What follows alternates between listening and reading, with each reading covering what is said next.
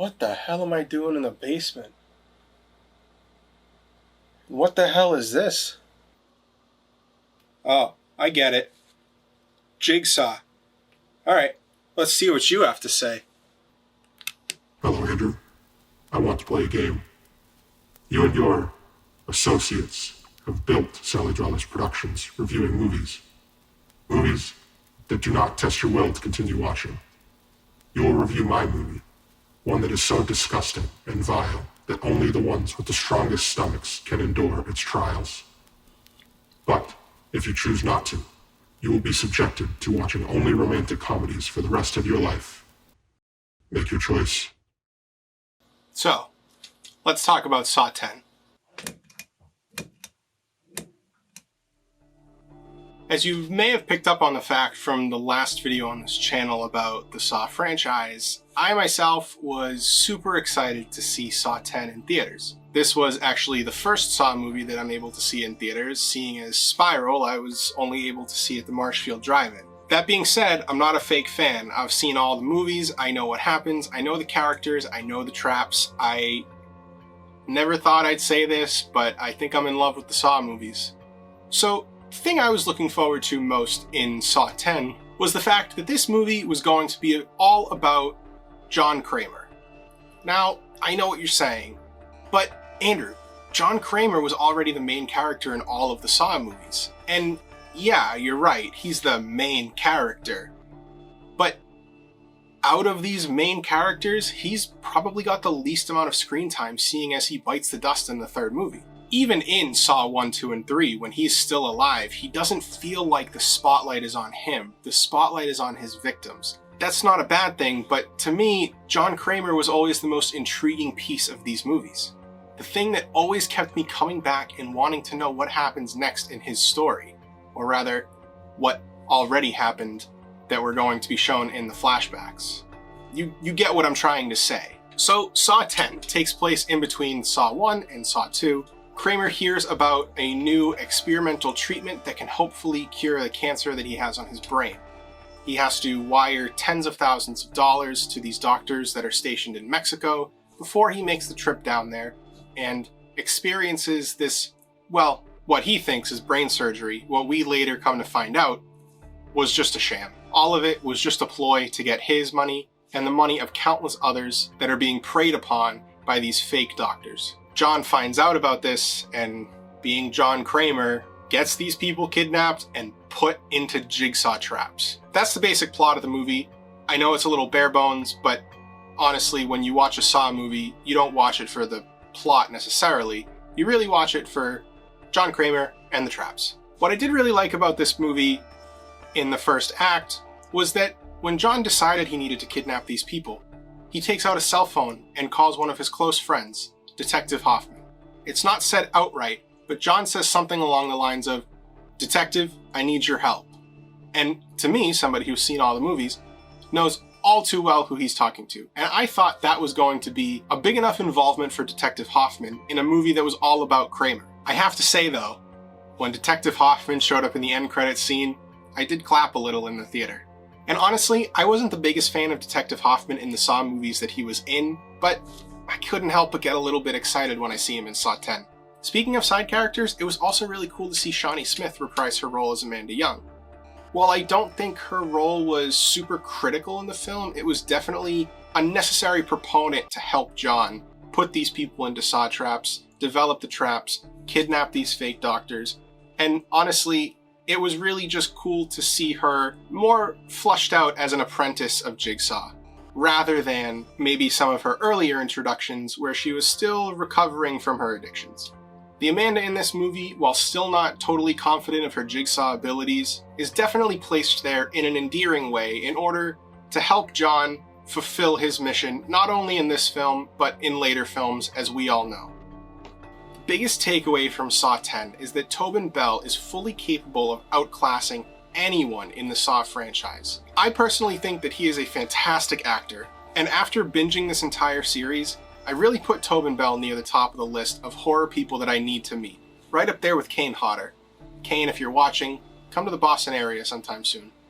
The way that Tobin Bell can convey emotion in such a deep and meaningful way, portraying such a stoic character is really outstanding. And while this is a review for Saw 10, that element is not just limited to this movie. It's something that is present throughout the entire Saw series.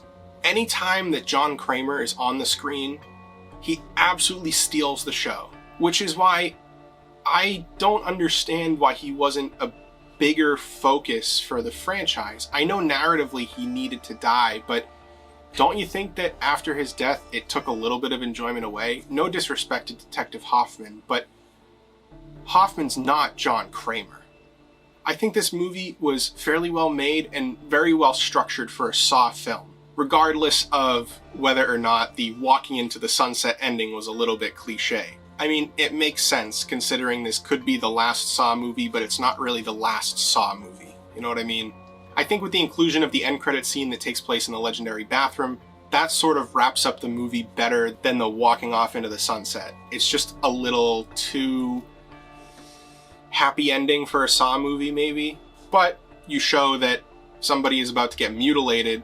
Now that's an ending.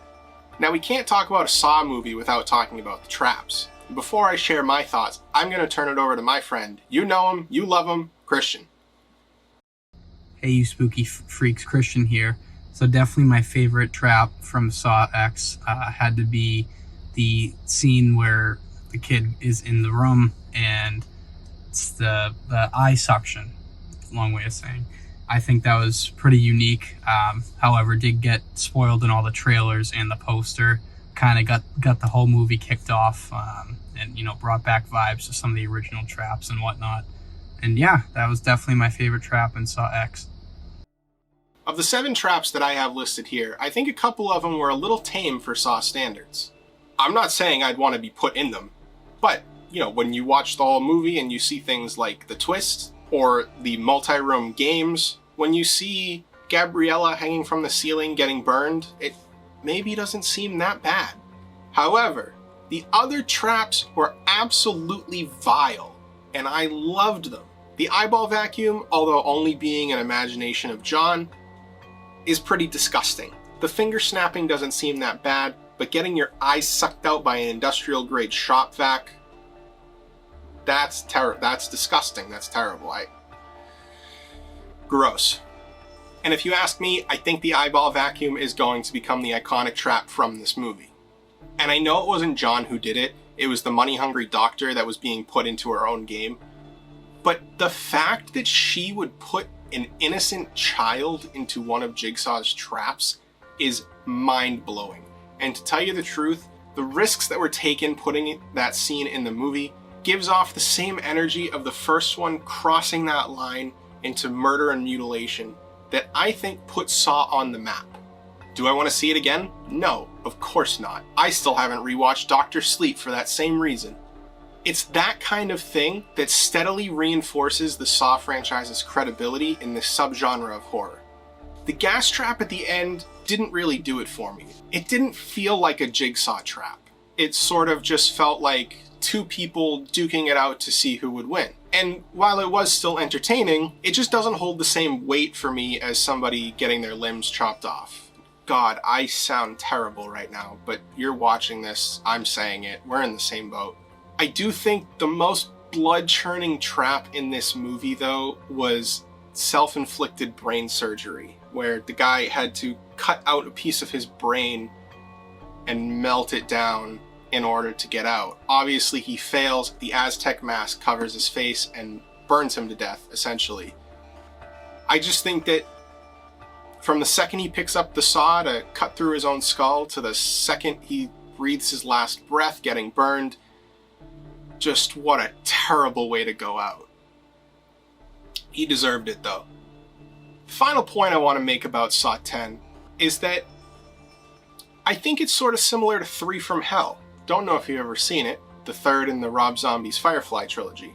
The reason I equate these 2 movies together is because in 3 from Hell, it follows 3 members of the Firefly family who are, by and large, the bad guys of this trilogy.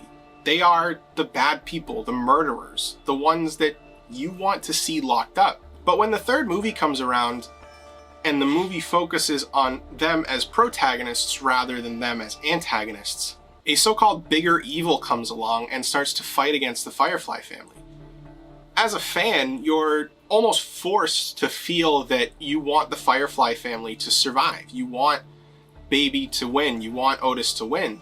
But after the credits roll, you know in the back of your mind that that's not the right choice. You know that they're the bad guys. You know that you need them to lose to maintain your own sense of morality. In Saw 10, it's the same thing. As much as I love John Kramer, and as much as I admire his characterization over the franchise, it's hard for me to sit there and watch Saw 10 and hope that he dies in the trap that he gets caught in. I want him to win. I want him to survive. And prequel or not, knowing he's going to live to make other movies or not, you and I know that John Kramer is a terrible person. He is not a good human being. He kidnaps people and forces them to mutilate themselves or die trying. He should be locked up and persecuted to the full extent of the law. But when we watch Saw 10, yeah, we want him to win. We want him to put those fake doctors in the traps. We want those fake doctors to suffer as much as possible because they preyed on John, they preyed on countless others, and those other people's sense of hope. So yeah, John Kramer in the stroke of one movie went from being villain to anti-hero. And if you know me at all, I think anti-heroes are an incredibly problematic notion, especially in today's media. I don't think it's a problem that anti-heroes are portrayed. I think it's a problem of how anti-heroes are marketed. But as we always say here, that's a conversation for another day. Maybe one day I'll compile a list of problematic anti-heroes. And you know what? I love them to death, but John Kramer is going to be on that list.